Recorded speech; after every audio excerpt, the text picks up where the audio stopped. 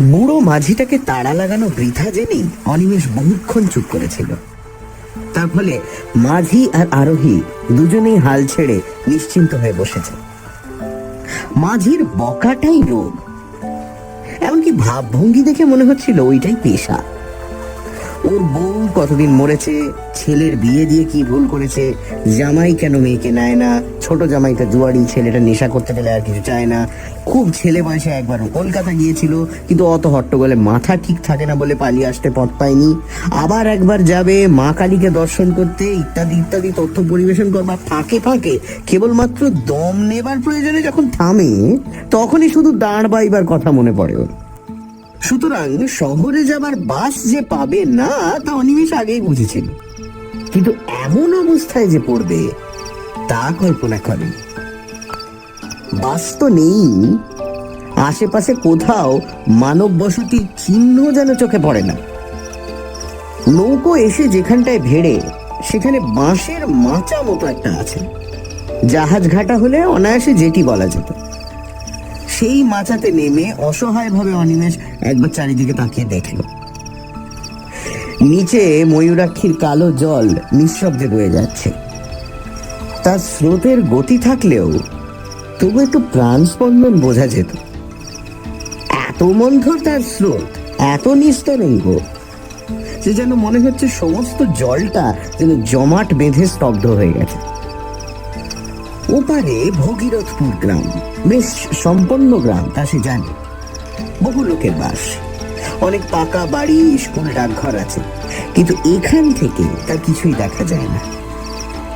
ঘাট থেকে উঠে যে রাস্তাটা গ্রামের দিকে গিয়েছে তার সাদা বালির আভাস নিবিড় বনের অন্ধকারে মিশে গেছে একটুখানি গিয়েই।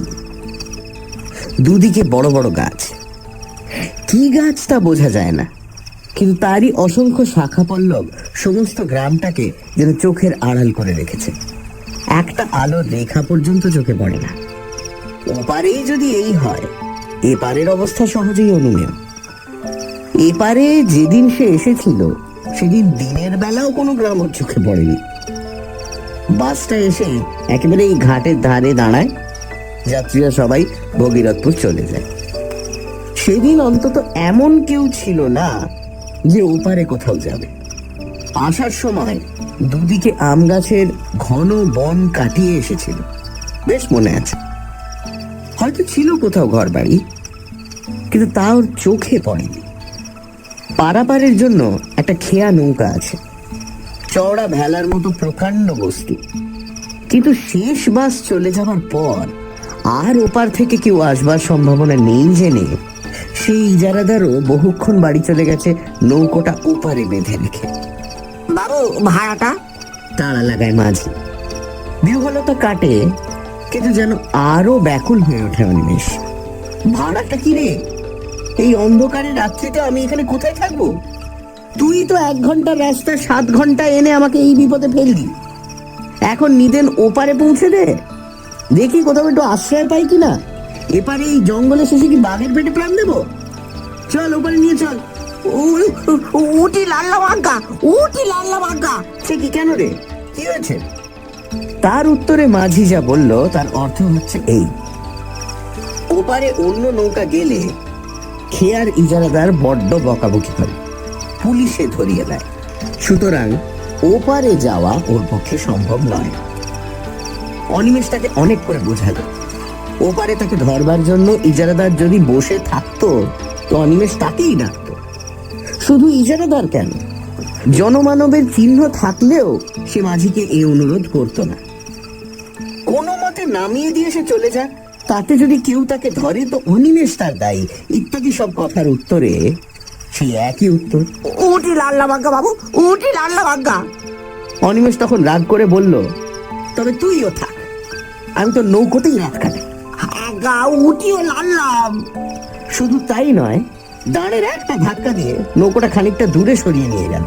টাকাটি ছুঁড়ে দেন কেন, বাড়ি চলে যাই। তবে টাকাও পাবে না, যা, রাগ করে বলল অনিমেষ। কিন্তু যখন দেখে বুড়োটা সত্যি সত্যি একটা নিঃশ্বাস ফেলে ঘরমুখো হচ্ছে, তখন সে 1 টাকার নোট গলা পাকিয়ে ছুঁড়েই দিল। যা বেটা যা, পথে ডুবে মরিস তো ঠিক হয়। মনে মনে বলে অনিমেষ। ব্যাস, এরপর সব পরিষ্কার। ওপারে ঘন বনে নিবিড় অন্ধকার, সামনে অতল শান্ত জলে তারই রহস্য যেন জমাট বেঁধে, আর এপারে তার চারপাশ ঘিরেও দৈত্যের মতো কতগুলি গাছপালা। সুটকেসটা মাচার উপর পেতে সেখানেই জেকে বসলো অনিমেষ। বাঘ ভাল্লুক যদি সত্যি আসে তো জলে ঝাঁপিয়ে পড়তে পারবে, এখানেই খানিকটা তবু নিরাপদ। খড় খড় ঝটপট শব্দ করে কি একটা পাখি উড়ে বসলো মাথার উপর। ভয় পেয়ে চমকে উঠলো অনিমেষ। কাছেই কোথায় শুকনো পাতার উপর দিয়ে কি একটা সরীসৃপ চলে গেল বোধহয়। সামান্য শব্দ, তবু বেশ স্পষ্ট। জলের মধ্যে হঠাৎ একটা মাছ ডিগবাজি খায়, ওইটুকু আওয়াজ। কিন্তু অনিমেষের মনে হলো যেন বন্দুকের শব্দ উঠল কোথাও। বিশ্রী লাগছে। তারার আলোতে যতদূর দৃষ্টি চলে বহুক্ষণ ধরে ধরে হাত ঘড়িটা দেখল। মাত্র রাত 9টা। কলকাতায় সবে সন্ধ্যে, কিন্তু এখানে মনে হচ্ছে নিশুতি রাত। এখনো দীর্ঘ সময় তাকে এখানে অপেক্ষা করতে হবে। কখন ভোর হবে, তারপর কখন ইজারাদারের ঘুম ভাঙবে, তবে সে একটু লোকালয়ের মুখ দেখতে পাবে। বাস একটা আসে এখানে সকাল 8টা নাগাদ। সন্ধ্যেতে যেটা এসেছে সেটা কাছাকাছি কোনো গ্রামে থাকে। 7টা নাগাদ এখানে এসে দাঁড়ায়, অর্থাৎ প্রায় 12 ঘন্টা এখন। আচ্ছা, হাঁটলে কেমন হয়? বাসের রাস্তাটা ধরে হাঁটতে থাকলে কি আর গ্রাম একটা পাওয়া যাবে না কাছাকাছির মধ্যে? কিন্তু সেখানে যদি তাকে আশ্রয় দিতে কেউ না চায়, ডাকাত বলে মনে করে। তাছাড়া দুদিকে যা ঘন ঘন বন, যদি বাঘ আসে। মুর্শিদাবাদ জেলায় এসব অঞ্চলে প্রায়ই বাঘ বেরোয়। দরকার নেই বাবা, 10-11 ঘন্টা সময় এরকম করেই কেটে যাবে। ও মশাই, শুনছেন? বাস মিস করেছেন বুঝি? কোথাও আশ্রয় পাননি? অস্ফুট একটা শব্দ করে চমকে ওঠে অনিমেষ, বরং আঁতকে ওঠে বলাই ঠিক। কখন নিঃশব্দে কে পেছনে এসে দাঁড়িয়েছে ওই এইটুকু তো টের পাই। সামান্য কুটো নড়ার শব্দের দিকেও তো সে কান পেতেছিল।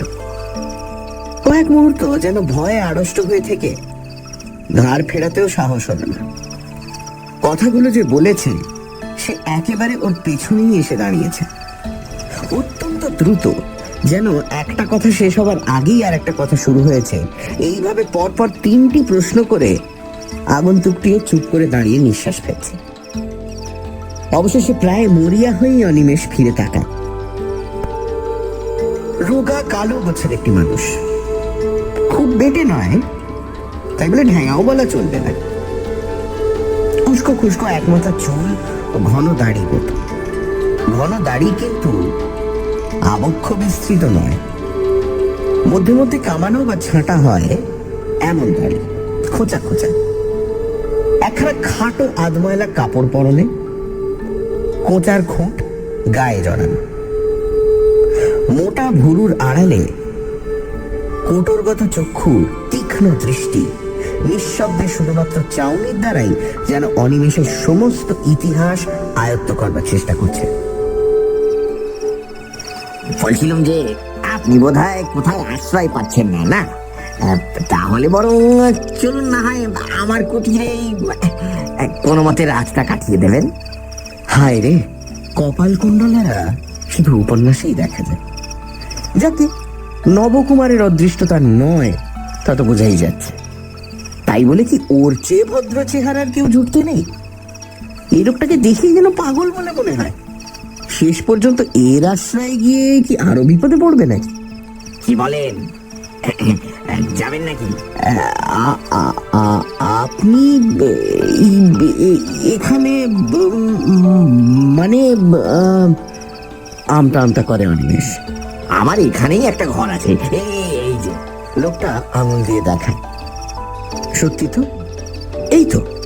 বলতে গেলে তার সামনেই পাড়ের ওপর একখানা খড়ের ঘর। ও অঞ্চলে যেমন হয় তেমনি। আশ্চর্য, এতক্ষণটা চোখে কি হয়েছিল? লোকটি বোধ হয় তার মনের ভাব বুঝেই হেসে বলল, ঘরে আলো ছিল না কিনা, তাই অন্ধকারে টের পাননি। আমিও বাড়ি ছিলাম না, নদীর ধার দিয়ে দিয়ে একটু বেড়াতে গিয়েছিলাম। অন্ধকারে একা একা বেড়াতে আমার বেশ লাগে। এখানে বাঘের ভয় নেই? আছে বই কি, তবে আমার অত ভয় নেই। মরবার ভয় করি না, করে লাভই বা কি বলুন? মরতে তো একদিন হবেই। না, লোকটাকে ঠিক পাগল বলে তো মনে হয় না। চলুন চলুন, ঘরে বসেই কথাবার্তা হবে ক্ষণ। চলুন বলে সুটকেসটা তুলে নেয় অনিমেষ। একখানা নয়, পাশাপাশি দুখানা ছোট ঘর, সামনে এক ফালি দাওয়া। ভিতর দিকে আরো কি আছে তাও নজরে পড়ল না। দাওয়া বেশ ঝকঝকে করে নিকান, পরিচ্ছন্ন। লোকটি আগে আগে পথ দেখিয়ে নিয়ে গিয়ে ওকে দাওয়াতেই দাঁড় করিয়ে রেখে দোর খুলে ভেতরে ঢুকল। তালা চাবির বালাই নেই, দোর শুধু ভেজানোই ছিল। ঠেলা দিতেই নিঃশব্দে খুলে গেল। ভেতরে ঢুকে আশ্চর্য রকম ক্ষিপ্রতার সঙ্গে একটা আলো জেলে লোকটি বলল, আসুন আসুন, ভেতরে আসুন। ঘরে আসবাবপত্র বেশি ছিল না। একটা তক্তপোষের ওপর একটা মাদুর বিছানো, শয্যা বলতে এই, একটা বালিশ পর্যন্ত নেই। এক পাশে একটি দড়ি টাঙানো, তাতে খান 2 কাপড়। তার মধ্যে একটা লাল মেঝেতে জলের মেটে কলসি, একটা কাঁসার ঘটি এবং পিতলের পিল সুজে একটা মাটির প্রদীপ। এছাড়া আর কোথাও কিছু নেই। বসুন, ওই চৌকিটার উপর বসুন। তারপর খানিকটা নিঃশব্দে দাঁড়িয়ে নিজের 2 হাত ঘষে কেন এক রকমের বিচিত্র হাসি হেসে বলল, ভালো বিছানা আমার নেই, ওই সুটকেসটা মাথায় দিয়েই শুতে হবে। আর খাবারও তো কিছু দিতে পারবো না, ঘরে আমার কিছুই নেই। আপনি মদ খান? যেন একটা আকস্মিক উগ্রতা দেখা দেয় ওর প্রশ্ন করবার ভঙ্গিতে। না না, লক্ষ্য করুন, কিছু ব্যস্ত হবেন না আমার জন্য। আশ্রয় পেয়েছি এই ঢের। ওই আশ্রয়টুকুই যা, বাঘ ভাল্লুকের হাত থেকে তো বাঁচলেন অন্তত। তা আশ্রয় ভালোই, ঘরখানা মন্দ নয়, কি বলেন? বলতে বলতে হেসে ওঠে সে। সাদা ঝকঝকে দাঁত কালো দাড়ির ফাঁকে চকচক করে। অনিমেষের যেন ভালো লাগে না ওর ভাবভঙ্গি। আবারও সেই সন্দেহটা মনে জাগে, পাগলের পাল্লায় এসে পড়ল নাকি? আপনি এখানে কি করেন? আপাতত কিছুই না। আচ্ছা বসুন, আমি একটু আসি। মুখ হাত ধোবেন নাকি? ধুতে পারলে ভালোই হতো, কিন্তু অনিমেষের তখন নড়তে ইচ্ছে করছে না। সে বলল, না না, দরকার নেই। লোকটি বেরিয়ে গেল। অনিমেষ স্তব্ধ হয়ে বসেই রইল। ভালো বোধ হচ্ছে না ওর, কেমন যেন একটা অস্বস্তি হচ্ছে। কি করে লোকটা এখানে? এমন একাই বা থাকে কেন? ঘরে কোনো রকম কিছু খাবার নেই তো নিজে খায় কি? চোর ডাকাত হয়তো। লোকজনকে ভুলিয়ে এনে শেষে ঈশ্বর বাঁচিয়েছে। ব্যাগে ওর খান কতক পুরনো কাপড় জামা ছাড়া আর কিছুই নেই। পকেটেও মাত্র টাকা 6 আছে। কিন্তু একটু পরেই সমস্ত দেহ হিম হয়ে ওর মনে পড়ে, এইসব উদ্দেশ্যে যারা নিয়ে আসে ভুলিয়ে, টাকা না পেলে তারা আরো হিংস্র হয়ে ওঠে। তাছাড়া মেরে ফেলে তবে তো দেখবে কি আছে না আছে। ওদের দেশে একবার খুব ডাকাতের উপদ্রব হয়েছিল। তারা একটা লোককে খুন করার পর পেয়েছিল মাত্র একটা আধলা। কখন গৃহস্বামী আবার নিঃশব্দে ওর কাছে এসে দাঁড়িয়েছে অনিমেষ টেরও পায়নি, যদিও খোলা দরজার দিকে চেয়েই বসেছিল সে। আশ্চর্য, লোকটা বলল, বলছি কি, এখনই শুয়ে পড়বেন নাকি? যদি ঘুম পেয়ে থাকে তো আলাদা কথা, নইলে একটু বসি। এই কতদিন লোকের সঙ্গে কথা কইতে পাইনি, বলেন তো দুটো কথা কয়ে বাঁচি আর কি। এখানে তেমন লোকজন তো নেই, আসেও না কেউ। অনিমেষ আবারও পূর্ব প্রশ্নের জের টানল। তা এমন জায়গায় আপনি থাকেনি বা কেন? সেই হাসি গৃহস্বামীর মুখে, তেমনি নিঃশব্দ হাসি। দাড়ির ফাঁকে শুভ্রতন্ত্রের সেই বিজলি প্রকাশ। ভয় নেই, আমি চোর ডাকাতও নই, পাগলও নই। ঘরে কিছু নেই মানে আমার কিছুর দরকার নেই, থাকারও দরকার হয় না আমার। কেন জানেন? তারপর যেন কতকটা অসংলগ্ন ভাবেই বলে ওঠে, আমি আমি সাধক, তান্ত্রিক, সন্ন্যাসী। সন্ন্যাসী? অবিশ্বাসের দৃষ্টিতে চায় অনিমেষ। অপ্রতিভ হয়ে লোকটা বলে, না মানে সন্ন্যাসী মানে ঠিক অভিষিক্ত সন্ন্যাসী নই, তবে সাধক বটে। উবু হয়ে ঘরের মেঝেতেই বসল লোকটা। কিছুক্ষণ মৌনভাবে থেকে বলল, তাহলে আপনাকে বলেই ফেলি, সেটা কাউকে কখনো বলিনি, বলবার সুযোগও পাইনি বিশেষ। এই অঞ্চলেরই লোক আমি, বুঝলেন। ছেলেবেলা থেকে নানা বইতে তান্ত্রিক সন্ন্যাসীদের অদ্ভুত সব ক্ষমতার কথা পড়ে ওইদিকে মনটা ঝোঁকে। মনে হতো আমিও ওই সব সাধনা করে সিদ্ধ হব, তারপর প্রাণ ভরে পৃথিবীর সব ঐশ্বর্য ভোগ করব। আর আমাকে বাইকে, হায় রে, তখন কি আর জানতুম যে ভোগের উদ্দেশ্যে সাধনা করতে এলে সিদ্ধি তো দূরের কথা, সমস্তই খোয়াতে হয় একে একে। এই পর্যন্ত বলে লোকটি চুপ করল। এতক্ষণ অনিমেষও অনেকটা সহজ হয়েছে। লোকটির ভাবভঙ্গি আর কথাবার্তায় সত্য কথা বলছে বলেই মনে হয়। দুশ্চিন্তা অনেকখানি কমে গেল। বাড়ি আমার এই অঞ্চলের নয়, বাড়ি সেই 5 ধুপির কাছে। তা এখানে কেন এলুম? বলছি, দাঁড়ান। বলেছি আপনাকে, ওই ছেলেবেলা থেকে ওই দিকে ঝোঁক গিয়েছিল। স্কুলের পড়া হলো না, তার বদলে যত সব ওই ধরনের বই পড়তে লাগলো। পড়তে পড়তে বিশ্বাসটা খুব পাকা হয়ে গেল। কিন্তু কিন্তু গুরু কই? 2-1টা সন্ন্যাসী যাদের হাতের কাছে পেলুম, দেখলাম সব বাজে, কেউ কিচ্ছু জানে না। অথচ পথ দেখাবে এমন লোক না পেলে এগোবো কি করে? মনটা বড়ই চঞ্চল হয়ে উঠল। খাবার চিন্তা ছিল না, মাথার উপর বাবা, বড় ভাইরা সবাই ছিল, জমি জমা ওই তারাই দেখাশোনা করত। অবশ্য আমি বকুনিও খেয়েছি ঢের, কাজকর্ম কিছু করি না বলে, কিন্তু সেসব গায়ে মাখিনি। তবে যতদিন যেতে লাগলো মনটা ততই ব্যাকুল হয়ে উঠল। শেষমেশ আমার 23-24 বছর বয়সের সময়ে বাড়ি থেকে সামান্য কিছু টাকা নিয়ে বেরিয়ে পড়লুম। বেশ বুঝেছিলুম ঘরে বসে আর কিছু হবে না। এই তীর্থ করে অনেক দেশই ঘুরলুম, ভালো চাকরি বা ভালো বিয়ে করার অনেক সুযোগও পেয়েছিলাম, জানেন। সংসার, বুঝলেন মশাই, মায়ার ফাঁদ পেতে রেখে দেয় সারা জগতে। যাই হোক, সেদিকে মন ছিল না বলে কেউ বাড়তে পারল না।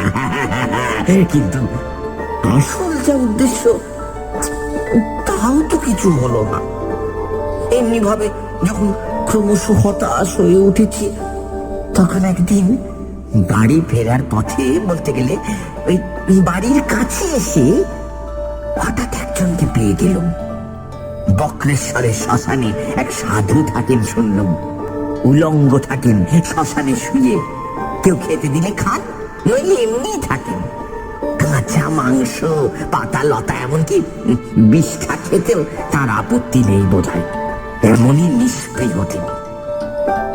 খোঁজ করে করে গেলুম, প্রথম তো দেখাই পাওয়া যায়, শেষে 3 দিন ধন্না দিয়ে পড়ে থাকতে দর্শন পেল। বিপুল দেহ, তীক্ষ্ণ দৃষ্টি, পাগলের মতো ভাবভঙ্গি, কিন্তু পাগল নন, না না না না না। একদিন আমার চোখের সামনে দুদিক থেকে দুদল ভক্ত তাকে দর্শন করতে আসছে দেখে আমার চোখের সামনে শিয়ালের দেহ ধরে বনের মধ্যে গিয়ে সেদলেন। কেউ আর খুঁজেই পেল না। বুঝলুম যে এতদিন ধরে যাকে খুঁজছিলুম, এতদিন পরে তাকে পেয়েছি। অনিমেষের মনেও ততক্ষণে গল্প জমে উঠেছে। লোকটি থামতেই সে বলল, তারপর? লোক তো পেলুম, তাকে ধরি কি করে? কিছুতেই ধরা যায় না। কিছু বলতে গেলে শ্মশানের পোড়া কাঠ তুলে তেড়ে আসে। একদিন একদিন খুব কান্নাকাটি করতে সব শুনলে মন দিয়ে, কিন্তু তারপর যা বকুনিটি দিলে, বলে ভালো চাস তুই, সব মতলব ছাড়, সাধনা করবি তুই ওই 1.5 কাঁপা নিয়ে, তোর কাজ নয়, বুঝলি, মরবি একেবারে। তাছাড়া ভোগ করবার জন্যে সব কাজ যে করতে আসে তার একুল ওকুল দুকুল যায়। ঘরের ছেলে ঘরে ফিরে যা, যা বিয়ে থাকর, নিজে নিজেই ভগবানকে ডাক, নয়তো কুলগুরুর কাছে দীক্ষা নিস। অনেক কাকুতি মিনতি করলাম, বাবার আর দয়া হলো না। আমি কিন্তু মশাই হাল ছাড়লুম না। আমার তখন জেদ চেপে গেছে কিনা ওই কানেই পড়ে রইলুম, বলতে গেলে না খেয়ে দে, আর গোপনে ওর দিকে নজর রাখলাম, যদি আসল প্রক্রিয়ার কিছু হদিশ পাই।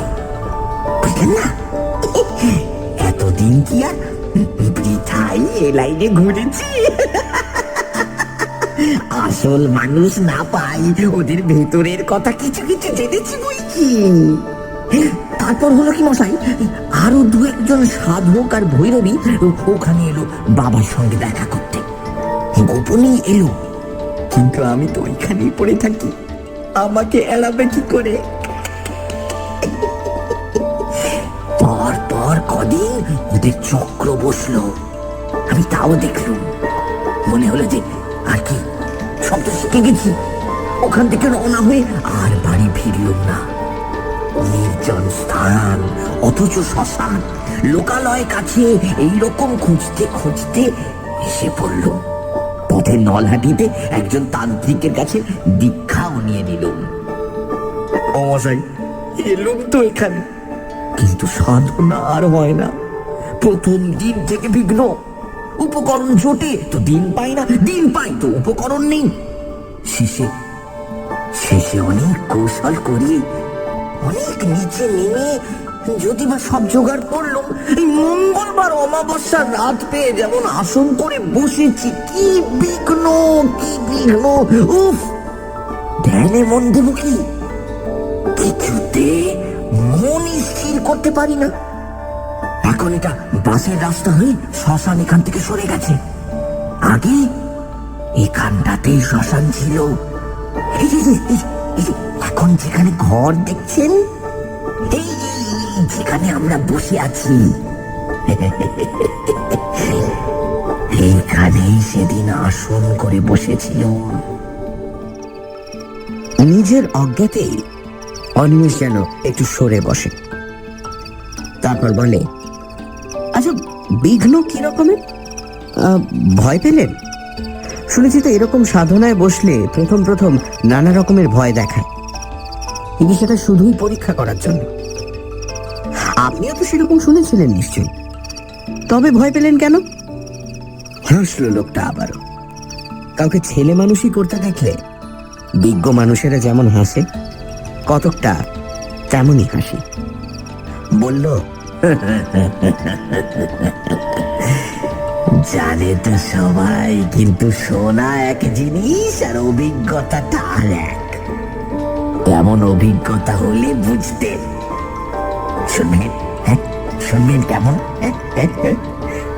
মরার বুকের উপর বসেছি আসন করে, মরার খলিতে করে মদ খাচ্ছি, মনে ভয় ডর কিচ্ছু নেই, এই বিশ্বাস হয়ে গিয়েছিল।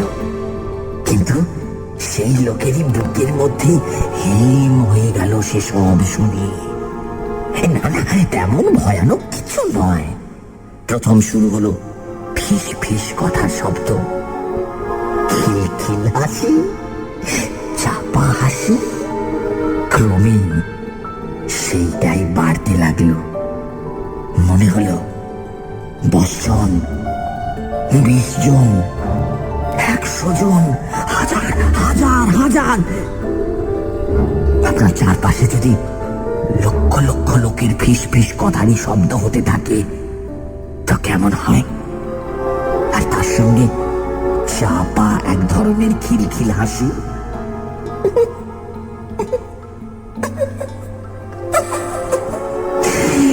তবু আমি স্থির হয়ে আসনেই বসে রইলুম, নড়লুম না। যদিও কাজে আর মন দিতে পারলুম না, এটাও ঠিক। তারপর মশাই স্পষ্ট দেখতে লাগলুম শ্মশানের মাটি ফুঁড়ে ফুঁড়ে যেন মরাগুলো উঠছে। কত কাল থেকে মরেছে সব, কত হাজার হাজার বছর ধরে। এক একজনের বিভৎস চেহারা, রোগে যন্ত্রণায় বিকৃত মুখ। কেউ বা খুন হয়েছিল, কেউ বা ঠ্যাঙাড়ের হাতে প্রাণ দিয়েছে, কেউ বা গলায় দড়ির মরা। ঠিক সেই অবস্থায় উঠেছে।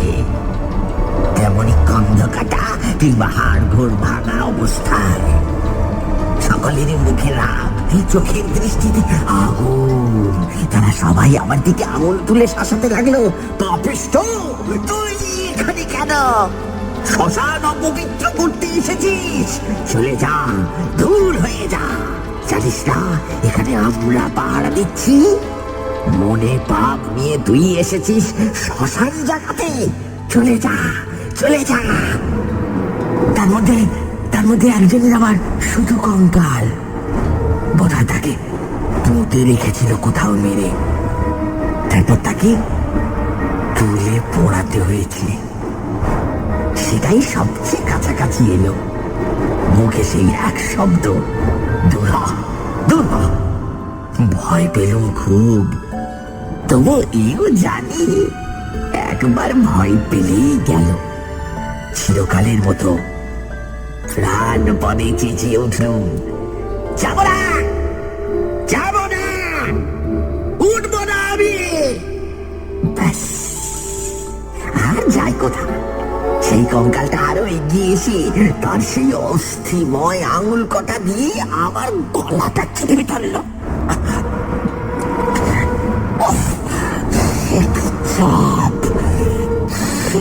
চাপ যেন মোটা লোহার সাঁড়াশি। কত চেষ্টা করলো মুক্ত হবার, কিন্তু সে বজ্র কঠিন মুষ্টি খোলে কার শব্দ। দম বন্ধ হয়ে গেল। বুকে সে এক অসহ্য যন্ত্রণা। মনে হলো যেন দেহের প্রতিটি শিরা পেটে যাচ্ছে। কুলিতে কুলি করতে লাগলো এক ফোঁটা হাওয়ার জন্য। সে হাওয়া চারিদিকেই রয়েছে, তবু এক বিন্দু বুকের মধ্যে দিতে পারলাম না, বরং আরো চেপে বসতে লাগলো সেই সাঁড়াশির মতো আঙুলগুলো।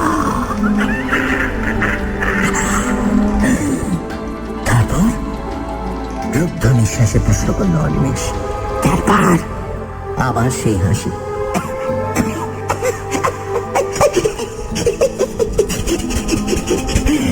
তারপর আর কি? মুক্তি। সেই থেকে ঘুরে বেড়াচ্ছি এখানেই, কাজ নেই, কামাইও নেই, জায়গাটার মায়া ছাড়তে পারি না।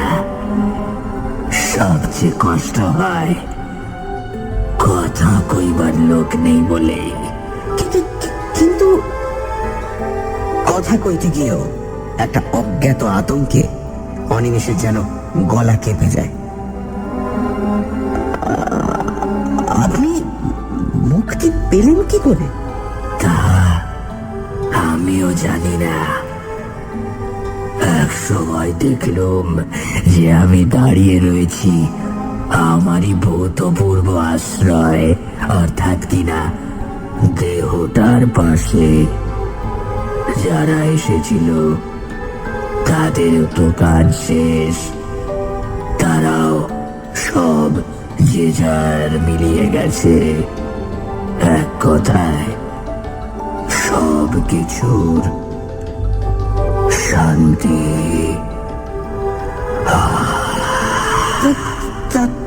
তার মানে কি? আপনি কি বলতে চান যে আপনি তখন মারা গেছেন? আপনি কি মরা? সানডে সাসপেন্স শুধুমাত্র রেডিও মির্চি 98.3 FM এ। It's hot. সানডে সাসপেন্সে আজ গজেন্দ্র কুমার মিত্রর লেখা এক রাত্রির অতিথি। অনিমেষ শুনছে জনৈক সাধকের আত্মজীবনী। সে নিজের মুখেই বলছে যে সে চোর, ডাকাত বা পাগল কোনোটাই নয়। তান্ত্রিক সন্ন্যাসী হবার বাসনা নিয়ে লোকটি বাড়ি ছেড়েছিল। তারপর এক সাধুর সংস্পর্শে এসে নানা রকম সাধনা করতে শুরু করে এবং একদিন রাতে তার সাধনার সময় শ্মশানের মাটি ফুঁড়ে ভয়ঙ্কর আত্মারা উঠে আসে। একটি কঙ্কাল তার গলা চেপে ধরে এবং তারপর সে সম্পূর্ণ মুক্তি পেয়ে যায়।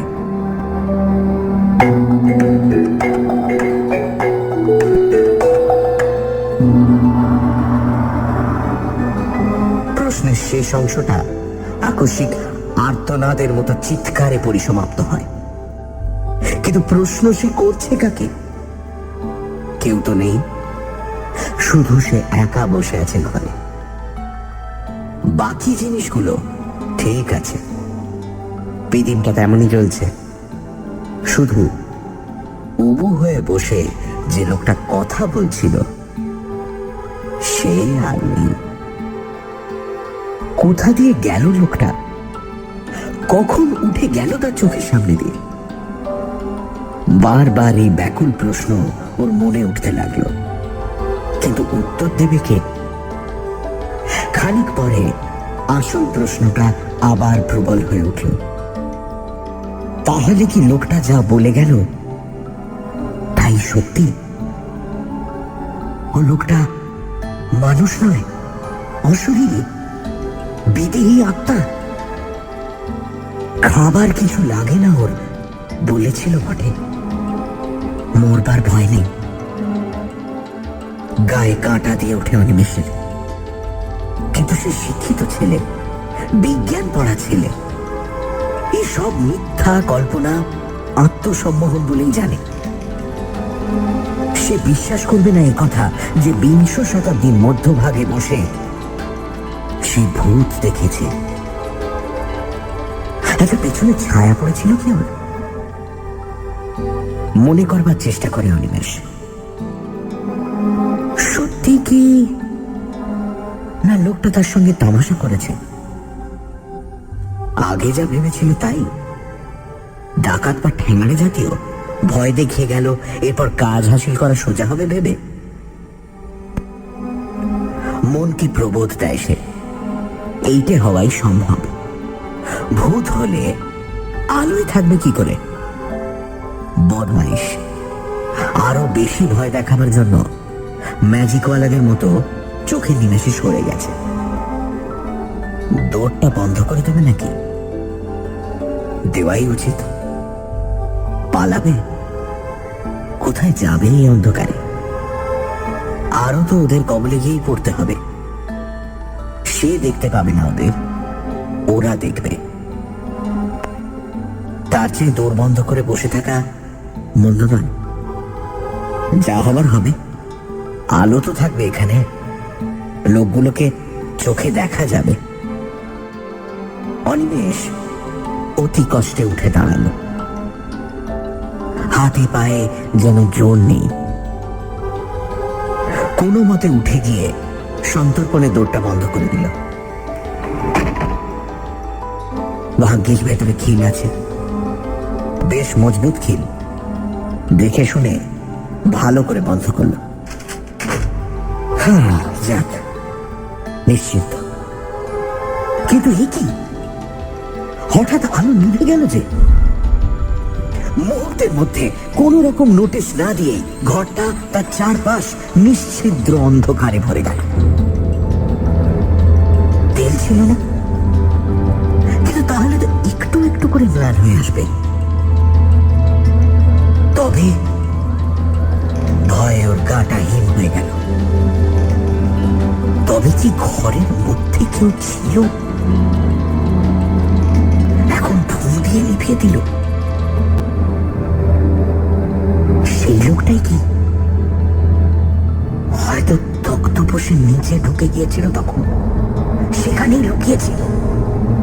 তাই সে ওর চলে যাওয়াটা লক্ষ্য করেনি। নিশ্চয়ই তাই। কি সর্বনাশ! এই যে হিতে বিপরীত হলো। ওদের হাত থেকে বাঁচতে গিয়ে একেবারে ওদের মুঠোরই মধ্যে এসে পড়ল। পকেটের দেশটাই পর্যন্ত নেই। যতদূর মনে পড়ে ব্যাগও নেই। ব্যাগটাই বা কোথায়? চৌকিটা যে ঠিক কোন দিকে তাও তোর মনে পড়ছে না। উফ, কি বদমাইশ লোকটা! ক্ষুব্ধ স্বরে, হয়তো বা একটু ভীত কণ্ঠেই অনিমেষ বলে উঠল, কে কে ওখানে? আলো জ্বালো বলছি শিগগির, নইলে ভালো হবে না। দেখিয়ে দেবো মজা। কি হলো, জানালে না? নিস্তব্ধ চারিদিক। কোথাও একটা জনপ্রাণী আছে বলে মনে পড়ে না। রহস্যময় সুগভীর স্তব্ধতা। ঘরে কি জানলা ছিল? তাও তো মনে পড়ছে না যে। জানলা খুলে দিলে তবু একটু তারার আলো আসে। অনেকক্ষণ চুপ করে দাঁড়িয়ে থেকেও জানলা কোন দিকে মনে পড়ল না। আচ্ছা, একটু এগিয়ে গেলেই তো দেওয়াল। হাতড়ে দেখতে দোষ কি? পরক্ষণেই মনে পড়ল, আরে আচ্ছা বোকা তো সে, দৌড়টাই তো রয়েছে, খুলে বেরিয়ে পড়লেই তো হয়। ঘরের অন্ধকারের চেয়ে বরং বাইরের অন্ধকার ভালো। তারার আলো আছে, কিন্তু ব্যাগটা থাকে। প্রান্ত বাচক যেদিকে দৌড় দিয়েছে এই মাত্র, সেদিকেই হাত বাড়ালো। কই সে দরজা? অথচ ও তো সবে দরজা বন্ধ করে এপাশ ফিরেছে আর আলো নিবেছে। তবে কি ও দিক ভুল করেছে?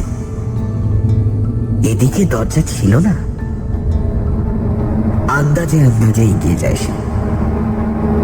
এইটুকু তো ঘর, দেওয়াল পেলে, দেওয়াল হাতড়ে হাতড়ে ঘুরলেই দরজা পাবে। তবু ভয় হচ্ছে ও লোকটা না এই সুযোগে পেছন থেকে মেরে বসে। কিন্তু উপায়ই বা কি? এদের কবলে যখন এসে পড়েছে, মরিয়া হয়ে এগোয় অনিমেষ। এক পা করে যতটা সম্ভব নিঃশব্দে এগোয়। 1, 2, 3, 4, 5, 6, 7।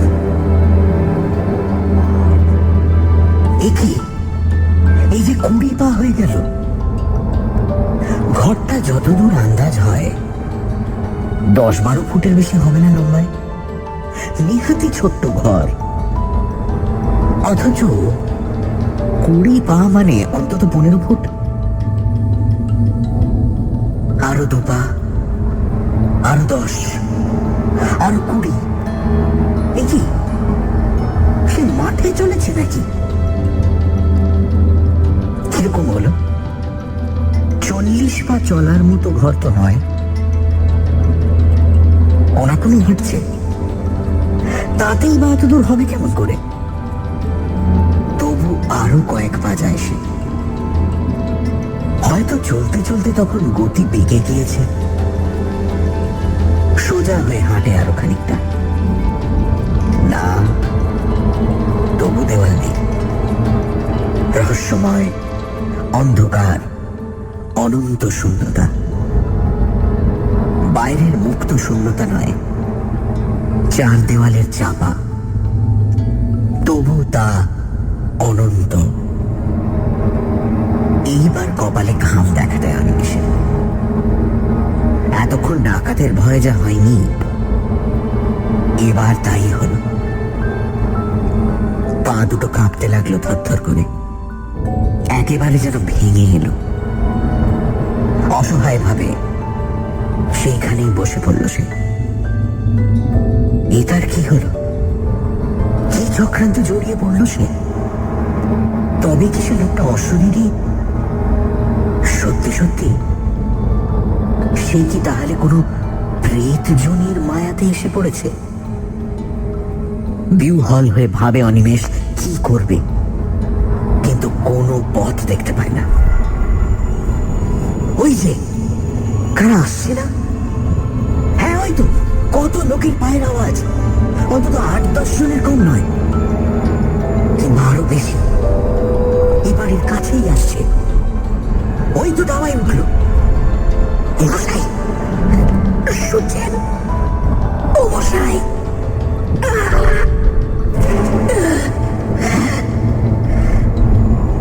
গলা দিয়ে স্বর বেরোলো না। টাকরা শুকিয়ে গিয়েছে, গলা কাঠ। কিন্তু ওরাই যদি সেই ডাকাতের দল হয়, তা হোক, তবু তো তারা মানুষ। ভরসা হলো একটু অনিমেষে। তাহলে অন্তত এটা প্রেতের মায়া নয়। বাঁচা গেল।